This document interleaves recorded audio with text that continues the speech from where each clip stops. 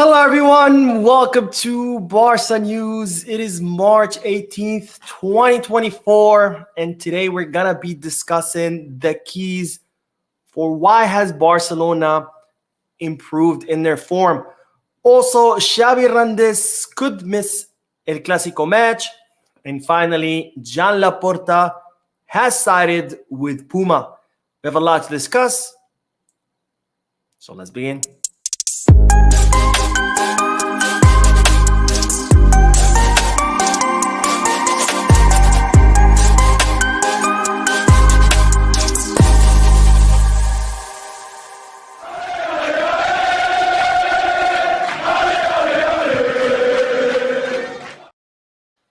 Hello everyone, welcome to the channel. My name is Mo and this is the Barca News live podcast, which is scheduled for every Mondays and Wednesdays, usually at 6:30 p.m.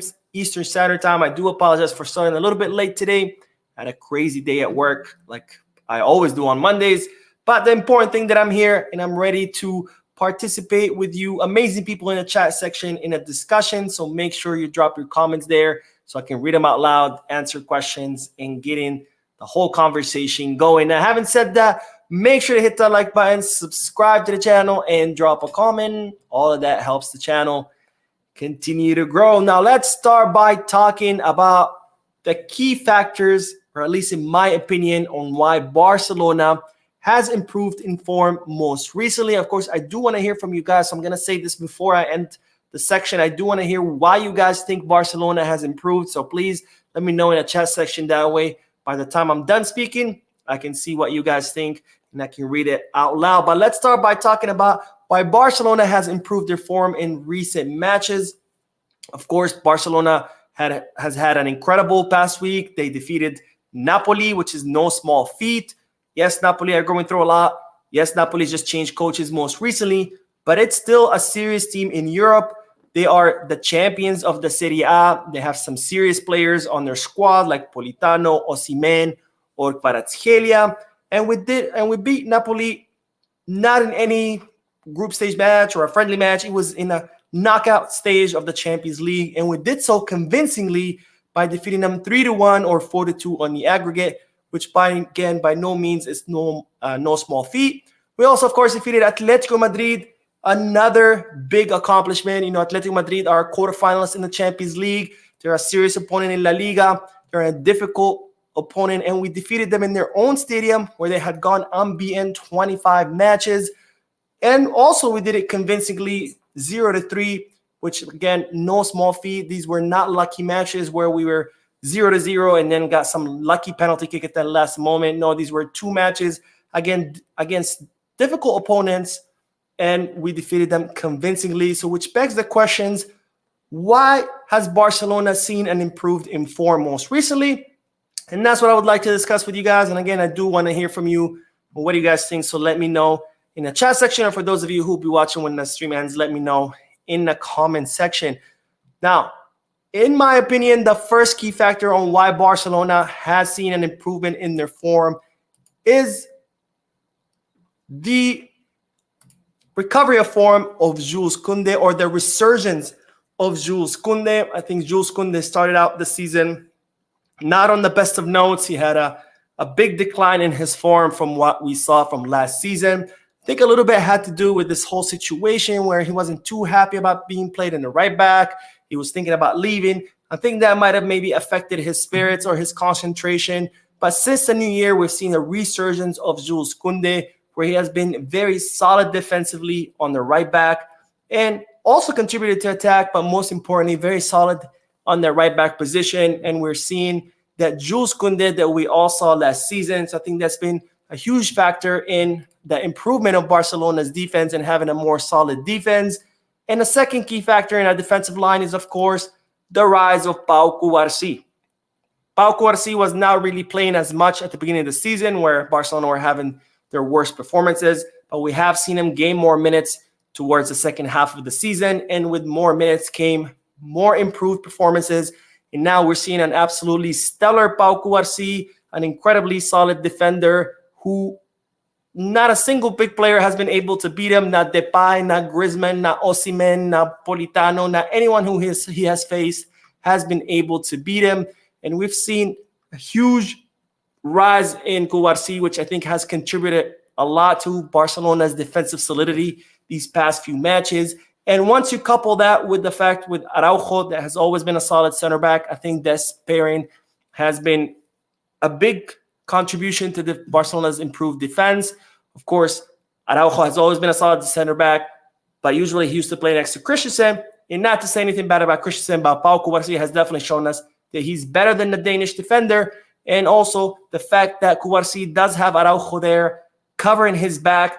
I think we have seen why Cubarsí is more willing to kind of make those tackles, or perhaps why you would consider more of risky moves, because he knows that Araujo is there to back him up, kind of like what we used to see with Piqué and Puyol. With Piqué would try a little bit more risky things because he had that finesse, but Puyol was always there, someone who was, more physical, more aggressive defender there to cover his back. And we've seen that pairing alongside with, of course, Jules Koundé, and that's what has improved Barcelona's defensive solidity. And then we do have Joao Cancelo on the left, who perhaps has not been contributing too much to the defense, but it has helped Barcelona's offense because Joao Cancelo has contributed a lot to Barcelona's offense through the left flank, more so than he used to do on the right. So Koundé, Christensen, Cubarsí automatically improving Barcelona's defense, with Joao Cancelo improving Barcelona's offense, and that's how our defensive line has helped Barcelona improve their form. But of course, we move on to the midfield, where Andreas Christensen, who has been playing in the pivot, has been a big reason on why Barcelona's midfield has become less porous. Of course, that was a big problem all throughout the season. Barcelona's midfield used to be incredibly porous. Opposing teams used to just go through it like it was Swiss cheese or like it was butter with a hot knife. And I think the fact that switching Christensen to that pivot position has helped Barcelona's midfield a lot. Of course, he's not a player who perhaps contributes a lot to the offense like someone like Sergio Busquets, but the fact that he is very solid defensively, he was solid defensively all last season as well. I think that has helped Barcelona regain control of midfield in many of their matches. He has been a big reason for Barcelona's improved defense, or the defensive solidity, alongside, of course, what I just mentioned, Cubarsí, Koundé, and Araujo. And then we have seen İlkay Gündoğan's form, who has been spectacular during these last few matches. I think Gündoğan is finally hitting his stride. He's finally hitting his form. Of course, he started the season a little bit slow, but that was very much expected. He had just changed teams from Manchester City to Barcelona, and not only is it a new team, it's also a new league. So he had to adapt to it. But now we're seeing the best version of İlkay Gündoğan, the version that mirrors that version of Pep Guardiola's Manchester City. And I think it also has to do not only because Gündoğan is more adapting to the league in Barcelona, but it also has to do a little bit with Christensen, because we've seen Gündoğan, when he plays as a pivot, he struggles a little bit to go back and forth, to attack, come back. It has to do a little bit with his age. But now with Christensen being that solid pivot, taking care of the defense, I think that has liberated Gündoğan, or gave him the more freedom to make those forward runs, those runs to the box. And we've seen that pay dividends, with Gündoğan setting up some pretty amazing assists these last few matches. And I think between Gündoğan and Christensen, we've seen a huge improvement in Barcelona's midfield.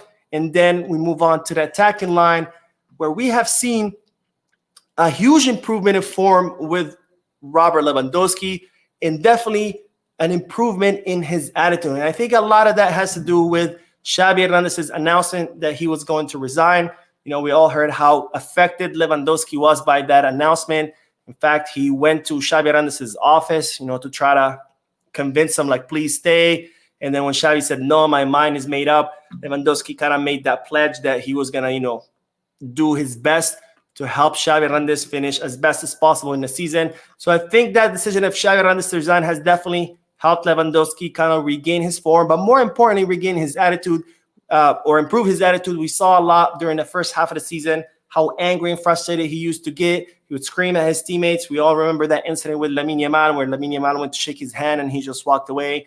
And now we've seen a different version of Lewandowski, version that's a lot more, that plays with a lot more intensity, a version that's trying to help his teammates a lot more versus yelling at them and getting frustrated. And of course, last but not least, the huge rise of Lamine Yamal. Of course, Lamine Yamal was doing pretty incredible things at the beginning of the season, but I think he's been doing it more now, understandably so, because the more he's been playing with the first team, the more he's been getting used to his role with the new team in the new division. And that between Yamal and Lewandowski, that has definitely made our team more efficient and made our team be able to score more goals than what they had during the first half of the season. Now, that's as far as the players themselves and how I believe they have contributed to the improvement of Barcelona. But I think there's other key factors, and I think this is a big one. Now, you might recall this picture from a few weeks ago when I did the live podcast. We remember when Xavi Hernandez announced his resignation, and immediately Lewandowski called for an emergency meeting at his home where he invited all the players from the first team and even some players from the Barca Athletic. And they all sat down in between Lewandowski and the veterans like Gundo, like Frankie, like Christensen. They all had a serious talk, and they all agreed that they were going to come together. They're going to do their best to end the season as strong as possible, because they were all shaken up by the decision of Xavi Hernandez to resign. And I think since then, we have seen a change of attitude in the players. We have seen the players play with more intensity. We've seen the players playing with more dedication. And I think this was definitely a pivotal moment in the locker room that has seen Barcelona's improved play. And finally, of course, is Xavi Hernandez's decision to bet on the youngsters. You know, I've always criticized Xavi for not being the adequate coach, but he has done some pretty good things too. For example, he used to always talk about it last season. He was really good at unifying the locker room, a locker room that had been fractured for many, many seasons since the departure of Luis Enrique. But another great thing that Xavi Hernandez has done was, of course, bet on the youngsters, which was not easy to do. It was not easy to bet on a 16-year-old Lamine Yamal, or on a 17-year-old Pau Cubarsí, or on a 17-year-old Hector Fort. The other day, just yesterday, Cancelo getting that serious problem that saw him miss the match, and Xavi did not hesitate to bring in Hector Fort. And of course, betting on Fermin Lopez, a Barca Athletic player that had just came back from loan this summer, and that has been a big, big contribution to the team. That's definitely going to be part of Xavi Hernandez's legacy, because one thing that youngsters give you that any other player cannot give you, whether they're stars or veterans or whatever, is the dedication to the team. Because these youngsters come up through La Masia, they feel the colors of Barcelona, they feel the love for Barcelona. They've spent their whole lives at Barcelona.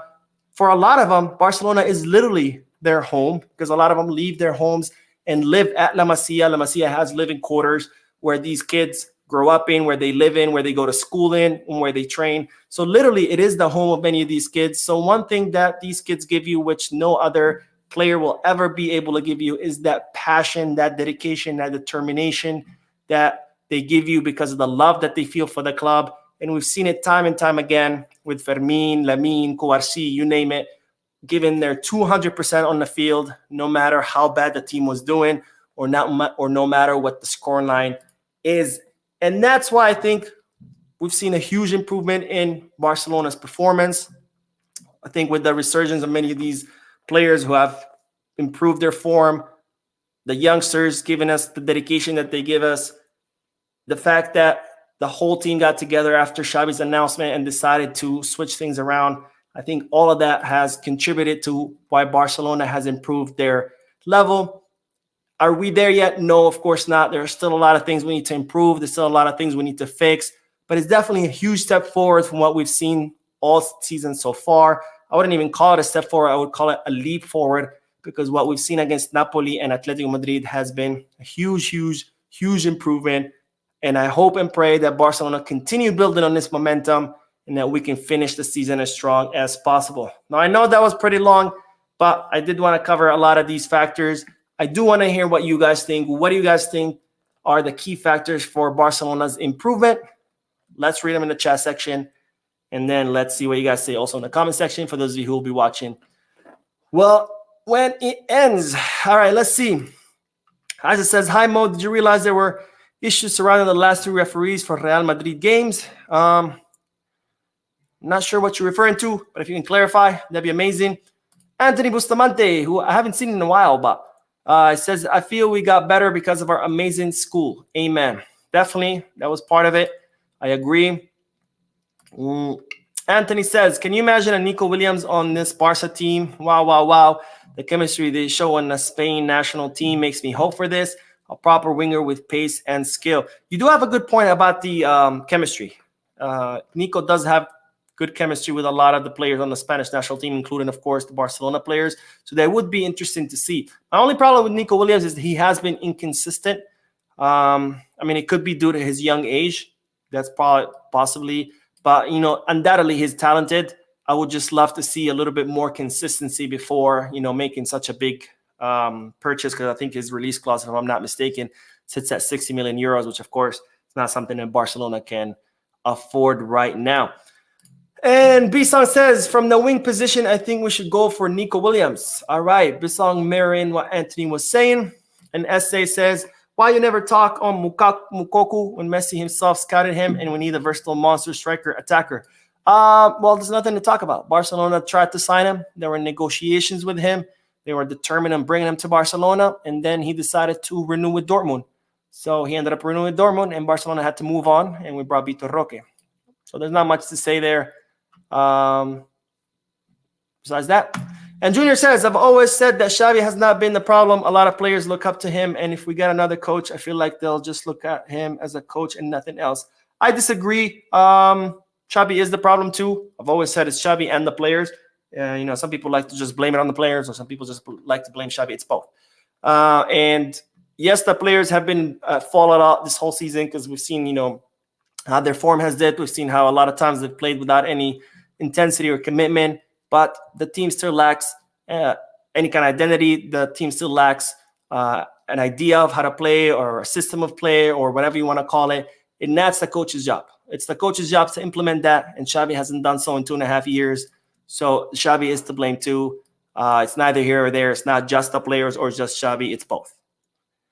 But anyways, let's get back to the news, because yesterday we all found out that during the last moment that Andreas Christensen was going to miss the match against Atletico de Madrid because he had felt some discomfort during training. And while it looks like there is a big silver lining in that, and I'll tell you what it is, but let's first talk about what Andreas Christensen's injury is. It looks like he is continuing to suffer from a problem with his Achilles.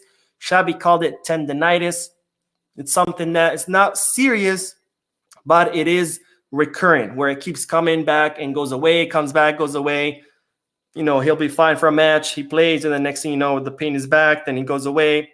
So it's been on and off a lot. And apparently yesterday the pain was a little bit too uncomfortable for him, and he felt that it would be better not to miss the match and not to play, not to risk making it worse. So it looks like Christensen is suffering from that Achilles problem, which they are saying it's tendonitis. And you might ask, well, what's the silver lining that he missed yesterday's match? The silver lining is that he has not traveled to meet with the Danish national team. And that is great news, because Denmark they are set to play 2 friendly matches, and Christensen will miss both matches due to this injury. So I think that's kind of the silver lining there, because we've all seen what happens to our players when they leave on international break. A lot of them get injured or come back very tired and exhausted, but Christensen will get the opportunity to rest. And more importantly, we'll get the opportunity to hopefully continue working on that injury. Hopefully he'll get the therapy that he needs. He gets, whatever he needs to heal it, and hopefully he'll be back to fully fit. But just know that Christensen's injury is not serious, but it is recurring, and as a result, he's not traveling with Denmark, which of course is a good thing. Now, the other bit of news is that Xavi Hernandez could end up missing El Clasico match. Now, we all saw how Xavi Hernandez got that red card in yesterday's match for protesting a refereeing decision. And they were talking about Xavi Hernandez getting a 2-match ban for what happened. However, since he is a a repeat offender since he's already been shown a red card during the season. Under the rules, the footballing rules in La Liga, they could add another match to his punishment. So if he gets a 2-match ban, they could add a third one for being a repeat offender. And that means that he would miss 3 matches, with the third one being El Clasico match. Now, Barcelona have announced that they're not going to appeal that whatever decision gets made. The CTA is going to make a final decision on Wednesday, so stay tuned to the channel. I'll have the decision for you. But on Wednesday, the CTA will decide how long will Xavi Hernandez will be suspended. And Barcelona are currently saying that they're not going to appeal whatever decision there is because, first, they don't want to create more controversy. And second, they don't want to waste their time lodging an appeal. We've all seen how Barcelona's appeals have always been ignored. Most recently with Vitor Roque, where he got tackled and he somehow got a red card for getting tackled. Imagine getting fouled and then being shown a red card or a second yellow, which became a red card. So Barcelona don't want to appeal it, but the decision will be made on Wednesday. Just know that Xavi Hernandez does risk missing El Clasico match. Now, I have to say this, and I know sometimes you guys don't like it when I talk about referees or about Real Madrid, but there is a serious problem here. And there is a serious problem here because, yes, Xavi does need to control his temper more. He's been collecting a lot of cards this season. In fact, I saw a statistic that says that Xavi Hernandez is in his entire career as a Barcelona player, which I think it was 17 years, he was only shown 2 red cards in his entire career as a footballer, and already he has received 2 red cards as a coach, which is a pretty astonishing statistic. So, yes, Xavi does need to control his temper. He needs to stop getting more cards, but there is no denying the fact that there is something going on here because Xavi seems to be constantly getting these cards, and a lot of time are more harsh than they should be. Because we've all seen El Cholo Simeone, how angry he gets, how he yells, how he waves. He has never gotten cards like as many as Xavi has. We saw the perfect example I gave yesterday was the one against Getafe where Xavi Hernandez complained and he was shown a card, but the Getafe coach was yelling the whole match at the referee. He even invaded the pitch a couple of times, not a single card. So there's no doubt that there's something going on here with the refs constantly going after Xavi Hernandez.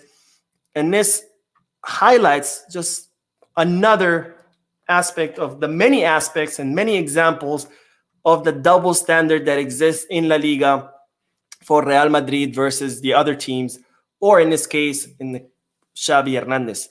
Because we've all seen Vinicius Jr. time and time again go up to refs, do this, you're crazy, do this, you're high, calling them stupid, calling them sons of bitches to their face, clapping in their face ironically, not a single punishment.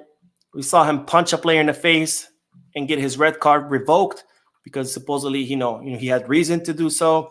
We saw him when he put his 2 hands on, I forgot the player's name, but he was choking him, just showing a yellow. And we've seen that time and time again.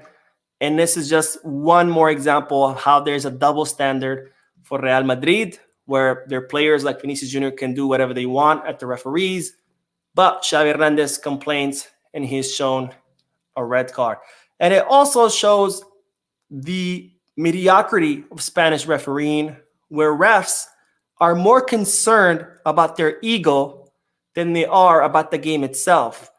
Because you can punch a player in the face, that's fine, but God forbid you insult the ref. Oh my God, no, you cannot do that.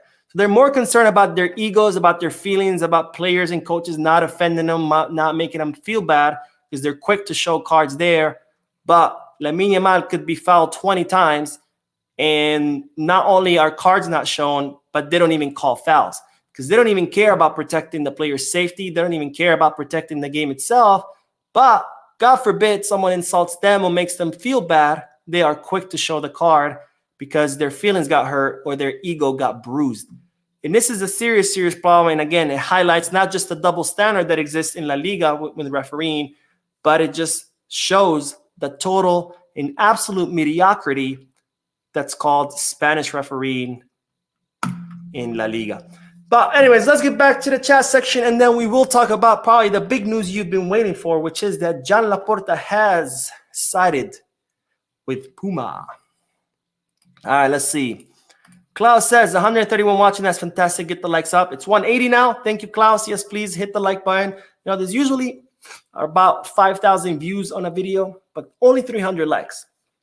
If only half of the people could just hit the like button, it would be 2,500 likes. It would go huge, be huge for the channel, because YouTube really takes into consideration a lot the likes more than anything. When someone likes the video, it prompts YouTube algorithm to promote it more to people who've never seen a channel. So please, guys, hit the like button. It only takes a second. It's completely free.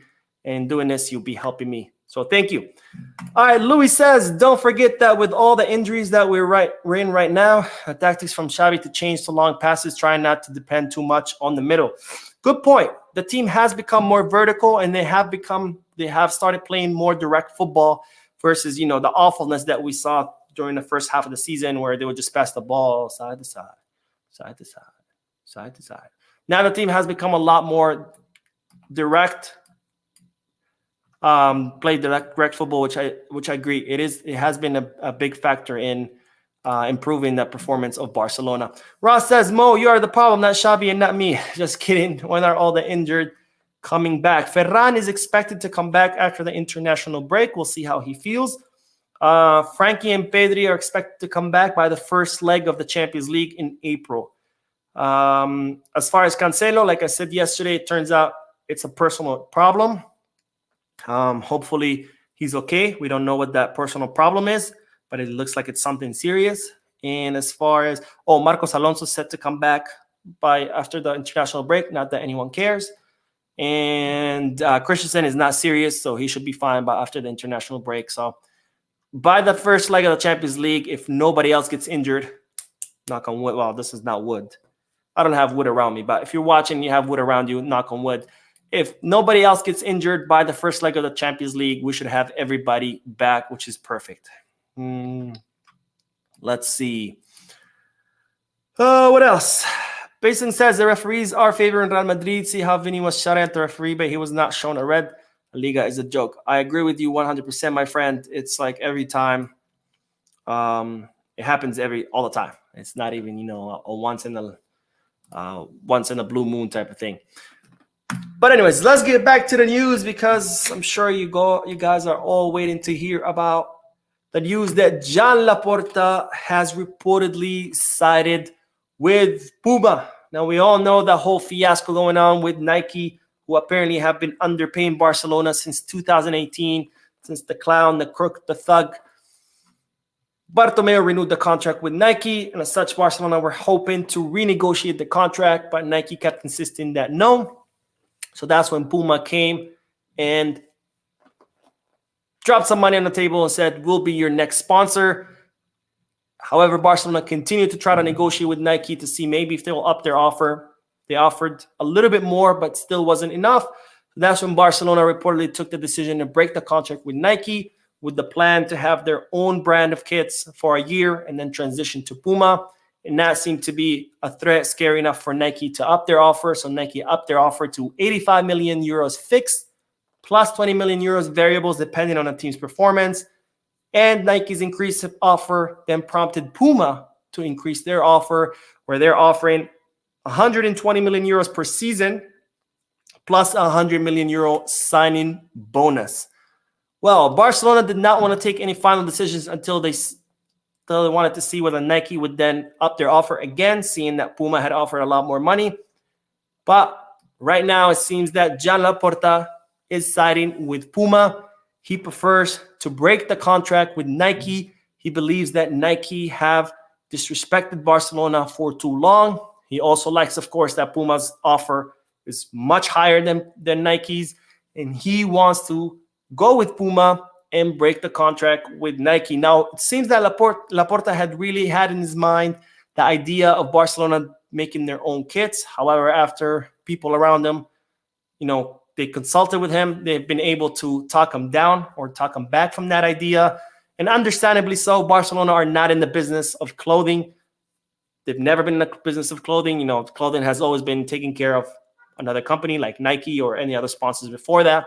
So it makes sense why people around Laporta would try to convince him otherwise, because, Barcelona are a football club. That's what they know. They know football. They don't know how to design lines of clothing. They don't know how to manufacture. They don't know how to distribute or market or etc. So they have talked him down from it. So now Laporta has made up his mind that he wants to break the contract with Nike and move on to Puma. Now, the decision is not final yet because it seems like there's still no consensus within the club, with some people agreeing with Laporta that Barcelona should go with Puma, and with other people within the club thinking that it would be a mistake and that they rather stay with Nike because Nike is a big brand. It's a global brand. It's a prestigious brand. And plus, it's a brand that's been with Barcelona for 30 years, right? Transitions are always difficult. There's a learning curve. There's a lot of mistakes that got to be made. So they think that it will be a better idea to stay with Nike. So there's still no consensus within the club. A final decision has not been made, but we all know that the final decisions are always made by Laporta. And since Laporta is siding with Puma, it's looking most likely that that's the direction that the club are going to go in. Again, it's not final. Things could change. Nike could call tomorrow and say, hey, I offer you more money. But for now, as of today, March 18th, 2024, Laporta is more inclined to break the contract with Nike and join Puma because Puma are offering more money. And Laporta feels that Nike have not valued the Barcelona brand. And there's also there a little bit of a victory for Laporta if this does happen, because the biggest advocate of Nike was Sandro Rosé, because Rosé was actually a former Nike executive. So he had those very close links to Nike, and getting rid of Nike could be, another way of Barcelona severing their ties to the two worst presidents in the history of the club, Sandro Rosé and Josep Maria Bartomeu, who hopefully one day will rot in prison. Anyways, that is all the news for today. I can't believe I'm at 32 minutes. I feel like I've been talking nonstop, but there's a lot to talk about. There's a lot to cover, so I was trying to get through it all. But let's get back to the chat section and we'll see. Ross says, how many bottoms do you think Xavi smacks a day? Every game he stands in the hallway to the locker room, high fives and hugs, and sports spanks the players. He probably has lotion right there on his side, like every five. Like, all right, let's go. But that's a good question. I mean, there's 26 players, or how many players do usually get called up? 26, 23? So, yeah, that's probably 26 bottoms. But there is also the injured players. I've seen him smack the injured players' bottoms, even when they don't play, like Balde, for example, in yesterday's match. But Kelfa says, Mo, I'm watching all the way from Caribbean, St. Vincent. And I can never say that right. So if you can, is it Grenadines? I hope that's how you say it. But if not, let me know. Keep up the good work. And my man Klaus says, I would go with Puma as I believe Nike has been disrespectful and taken advantage. Look, I've said it before. I honestly don't care if Barcelona go with Nike, with Puma, with Adidas, with Victoria's Secret, with whoever. I just want Barcelona to get the best deal possible to make the most money out of this. So whoever wants to offer that, welcome. I will happily buy the jersey as long as it has a Barcelona crest and the Barcelona colors. I don't care who makes it, as long as Barcelona are making the most amount of money out of it. But good point, Klaus. And James says, Kouarsi, focal point, will give Barca a lot of calm against PSG. Amen, my friend. And Kelfa confirming that I did say Grenadines correctly. All right. By the way, I also learned that it's not Trinidad and Tobago. It's Tobago. So that's why I always love to ask people, because I have learned how to say certain names. Not the Gamer says, what is the status of Barca search for midfielders, i.e. cams and CDMs? There's still nothing, no new updates besides what I've been updating you guys in the videos. So nothing new. If anything comes up, I'll let you guys know. Let's see what else. Whoo! Anthony says, everyone is Mr. Krabs. We want more money. Yeah, exactly. Toon says, hey, Mo, I'm watching from the Bahamas. All right. I love the Bahamas. And SA says, Mo, who's your favorite player to get into Barca? For Barcelona to sign? Now, it depends. Are we talking about realistically speaking, or are we talking about within the confines of the club's budget? Is it a dream situation or a reality situation? Because if it's a reality situation within our budget, I mean, there's a lot of players with within our budget that I would like to sign, but obviously we cannot sign any. I think we definitely need a left winger.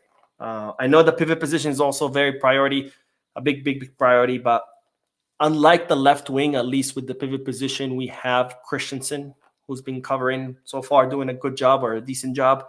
We also have, the kids in the academy who can maybe start alternating with Christensen. But the left wing, we don't have anyone. So maybe Nusa, who's within our budget, would be a good addition. Now, if we're talking about dream situation, I don't know. There's so many. Musiala, Haaland, Julian Alvarez, Rodri in our pivot position. There's a lot. Let's see. And I'm very excited about what's his name? Diarra. Obviously, he's not ready for the first team yet. He's going to have to play with Barca Athletic. But I'm really excited to see what Diarra has to offer because, he trained with the team. He already had plenty of positive reports. And then he came to the team and he even exceeded those expectations, which is not an easy thing to do at the Barcelona Academy. So the fact that he's done that, I'm very excited to see what Diarra has to offer. James says, left wing, Rafael Leao. Yeah, if we're talking about the dream scenario, yeah, absolutely, Leao would be great. But if we're talking about reality, obviously, Leao is not within our budget. Jose Benitez says, some of these Nike Barcelona jerseys are ugly. They should definitely switch to Puma. I agree with you. I haven't bought a home jersey in a very long time. I think actually I only own 2 home jerseys. And then my other 5 jerseys are all away jerseys because the home jerseys have been very disappointing. So I'm always buying away jerseys because at the end of the day, I still want to buy a jersey because I want to support the club. But I do agree with you. By the way, I forgot to say, Pumas really want to sign with Barcelona because they want Barcelona to be their angular piece. Puma's making a huge push into the footballing world. They signed Man City. They've been signing other teams like AC Milan, I think Dortmund.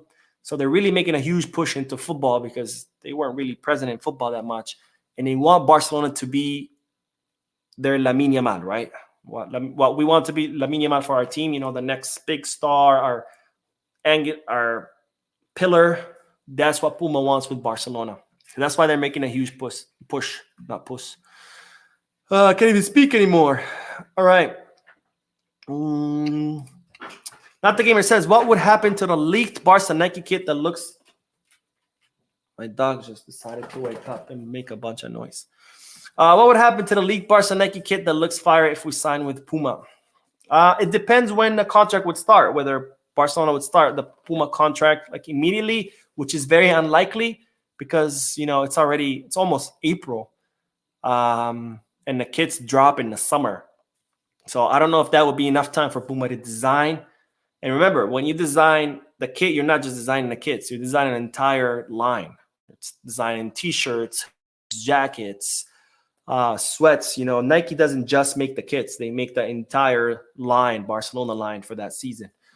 So I don't know if that would be enough time for Puma to design an entire fashion line and mass produce it and distribute it all around the globe and market it. I don't know if it'd be enough time. I think it'll probably be for next season. And Mark says, what kind of law do you practice? I practice civil litigation, which means I go to court a lot, which is the favorite part of my job. And Pest Lord says, do you think Barca should be looking beyond Ter Stegen? Yes, I think so, because even though Ter Stegen has been extended till 2028, we're going to have to look eventually for our goalkeeper. Now, Barcelona are banking on Kochen. They say he's the next best thing. He's in the academy. So he's still, Kochen still has some time to, continue growing, developing, and we'll see how that goes. If that goes well, he can be promoted to the first team, and then, he can train alongside Ter Stegen. That way, when Ter Stegen hangs up his gloves, we can have Kochen take over. But yes, we do need to, it's not a number one priority because we still have 4 more seasons of Ter Stegen, but it's definitely, something that's looming. And Toon says, Mo, I like your game analysis, commentaries, and how you keep us informed, up to date with Barca news. Keep up the good work. Thank you, my friend. Thank you. And don't forget to hit the like button. That's the best way to thank me. Okay, one more and then we will end it. Let's see. Not the Gamer says, are you hashtag resign Arnau Tenas gang? Honestly, wait. Tenas is gone. Arnau Tenas is gone. Or are you talking about Iñaki Peña? Because Arnau Tenas is at PSG. If you are talking about Iñaki Peña, I don't think he did as bad of a job as people make him out to be. I think he did a decent job. Of course, he's not Ter Stegen. Maybe that's why people, blame them so much, because when you're used to the best, whoever takes over is not going to be good enough. It's kind of like, you take out Messi, whoever you bring in. Well, we have Lamine. I guess that was a bad example, but you get what I'm saying. When you're used to Ter Stegen, whoever is going to take his spot, it's not going to look that good. I think just Iñaki took over Ter Stegen during a bad period for the team, where the team was not playing good at all, where we were letting a lot of goals in, not necessarily because Iñaki sucks, but because we just sucked as a whole, right? Because we saw Ter Stegen came back, and on his first match back, I think we lost. I think he allowed 3 or 4 goals, something like that. So I don't think Iñaki Peña is bad. All right, one more. Rich says, Mo, watching you live from Ghana, it seems anytime Ivory Coast wins African, Barca goes all the way for the UCL trophy. All right. Well, if that's the case, then that's amazing. Anyways, that is all for today. I will be uploading the video news in a little bit, in an hour. There was a lot more news. I didn't want to cram it all in the live stream. It would have been 5 hours long, and I know you guys have things to do. But be on the lookout for the news video. Thank you for tuning in, for your likes, for your subscriptions, for your comments, for just being amazing, period. I will see you in the news video. And as always, Visca Barça.